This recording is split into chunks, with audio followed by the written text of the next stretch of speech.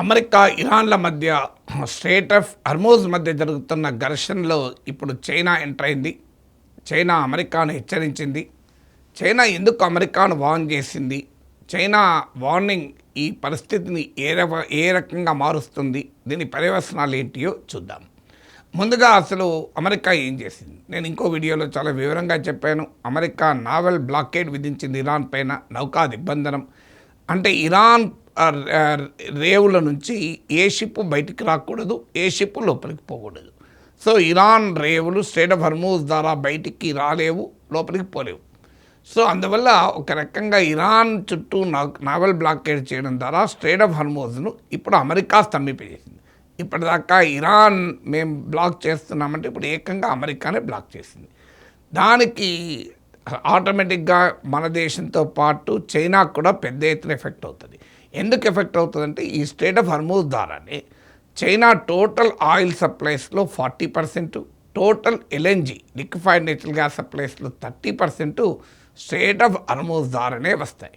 ఇది మొదటి కారణం. రెండో కారణం ఏంటంటే ఇరాన్ పైన 2018లో ఒబామా టైంలో చేసుకున్న డీల్ నుంచి బ్రేక్ అయి అమెరికా ఆంక్షలు విధించినప్పటి నుంచి ఇరాన్ తన ఆయిల్ ట్రేడు అత్యధికంగా చైనాతోనే జరుగుతుంది. ఎందుకంటే ఇండియాకు కూడా ఒకప్పుడు తన టోటల్ ఆయిల్ ఇంపోర్ట్స్లో 10% ఇరాన్ నుంచి ఉండేది. కానీ ఇరాన్ నుంచి ఇప్పుడు మనం ఆ దిగుమతి చేసుకోవడం ఆపేశాం.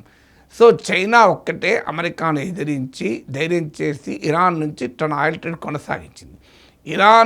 ఇరాన్ అమ్ముకున్నటువంటి ఆయిల్లో 90% చైనాకే వెళ్ళింది. చైనా ఇది one of the largest oil dependent economy. So అందువల్ల స్ట్రెయిట్ ఆఫ్ హర్మూజ్ చైనా కీలకం, ఇరాన్ నుంచి సప్లైస్ కూడా కీలకం. దీంతో ఇప్పుడు అమెరికా విధించిన బ్లాకేడ్ చైనాకు సమస్యగా మారింది.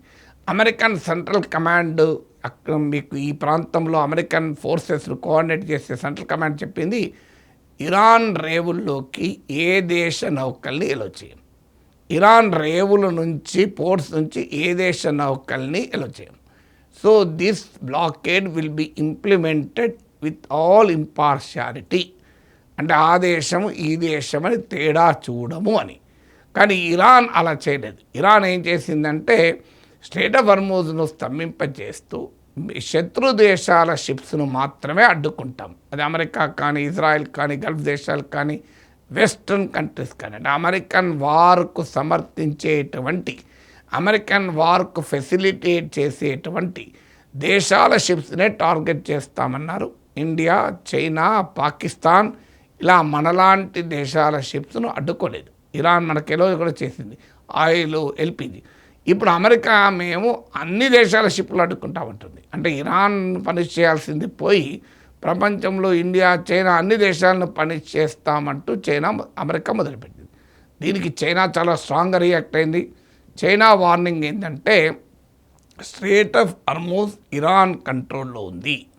మాకు ఇరాన్కు మధ్య, అంటే చైనాకు ఇరాన్కు మధ్య ట్రేడ్ అండ్ ఎనర్జీ అగ్రిమెంట్స్ ఉన్నాయి. ఈ అగ్రిమెంట్స్ను చైనా హానర్ చేస్తుంది. మా చైనా ఇరాన్ ట్రేడ్లో ఎక్స్టర్నల్ ఇంటర్వెన్షన్, బయటి వారి జోక్యానికి వీలు లేదు అని హెచ్చరించింది. సో చాలా స్పష్టంగా అమెరికాకు డైరెక్ట్ హెచ్చరిక. ఇప్పుడు ట్రంప్ ఏం చేస్తాడో చూడాలి. మరి చైనాకు మినహాయింపు ఇస్తాడా? చైనాకు మినహాయింపిస్తే ఆటోమేటిక్గా మన దేశంతో పాటు అన్ని దేశాలు ప్రశ్నిస్తాయి. చైనాకు మినహాయింపు ఇవ్వకపోతే ఏం చేస్తాడు ట్రంప్?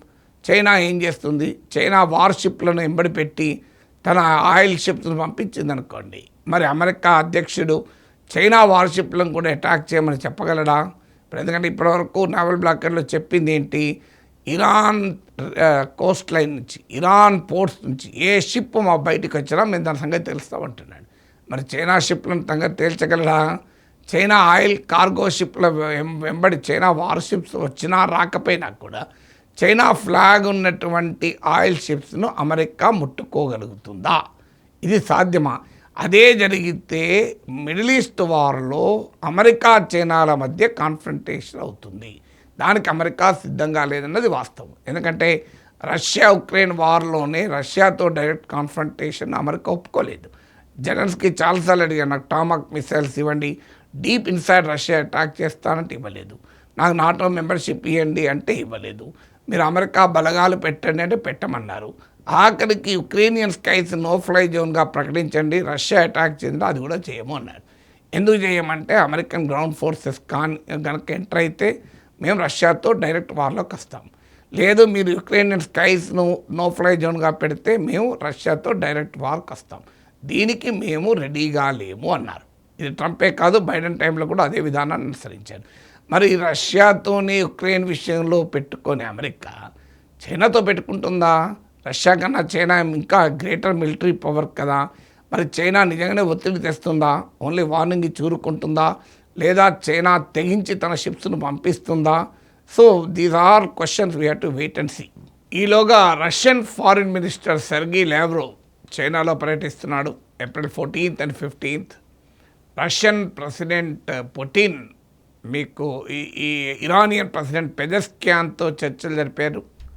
సో రష్యా చైనాల గనక అమెరికన్ నావల్ బ్లాకేడ్ను ఉల్లంఘిస్తామన్న నిర్ణయానికి వస్తే చాలా ప్రమాదకరమైన కాన్సిక్వెన్సెస్ రావచ్చు. రష్యన్ ఫారిన్ మినిస్టర్తో మాట్లాడాక ఇరాన్ ఫారిన్ మినిస్టర్ ఒక కీలకమైన స్టేట్మెంట్ ఇచ్చాడు. అమెరికా నౌకా దిగ్బంధనం, American naval blockade of Iran regional global peace and సెక్యూరిటీకి ప్రమాదము. అంటే ఇరాన్కే కాదు, ఈ ప్రాంతంలో భద్రతకు మీకు శాంతికి మాత్రమే కాదు ప్రపంచ శాంతికి ప్రమాదము అన్నారు. అంటే ప్రపంచ శాంతికి ప్రమాదం ఎప్పుడు వస్తుంది? అమెరికా ఇరాన్ల మధ్య ఘర్షణ రీజనల్ పీస్కే ప్రమాదం. గ్లోబల్ పీస్కు ప్రమాదం వచ్చేది రష్యా చైనా గనక ఈ naval blockade of Iran break చేస్తానికి రంగంలో దిగి అమెరికాతో నువ్వా నేనా అని సవాల్ చేస్తే, దానికి ట్రంప్ కూడా ఛాలెంజ్ చేస్తే మాత్రం ఇది ఒక ప్రమాదకరమైన కాన్సిక్వెన్సెస్కు దారితీస్తుంది. గతంలో వరల్డ్ వార్స్ ప్యాటర్న్ చూస్తే మనకు ఇలాంటి చిన్న చిన్న రీజనల్ వార్స్ అన్నీ ముదిరి చివరకు ప్రపంచ యుద్ధానికి దారితీసింది. అలాగే మీకు ఈ అమెరికన్ బ్లాకేడ్ ఆఫ్ క్యూబాకు కూడా అనుభవం ఉంది. ఇలాగే అమెరికా క్యూబాకు కూడా ఎవరు కూడా షిప్స్ పంపినా మేము ఊరుకోము అన్నారు. దాన్ని ఉల్లంఘిస్తూ రష్యా ఆయిల్ షిప్ను పంపించింది. సో ట్రంప్ ఏమీ చేయలేకపోయాడు. రష్యా ఆయిల్ షిప్ పంపించిన క్యూబాకు ట్రంప్ మౌనంగా ఉండిపోయాడు. మరి ఇప్పుడు చైనా రష్యాలు ఛాలెంజ్ చేసి మేము దీన్ని వయలేట్ చేస్తాం అంటే నావల్ బ్లాకేడ్ను ట్రంప్ ఎలా రియాక్ట్ అవుతాడు? ఇది అమెరికా వర్సెస్ చైనా రష్యాగా మారితే మాత్రం ఖచ్చితంగా అది ప్రపంచానికి ప్రమాదం.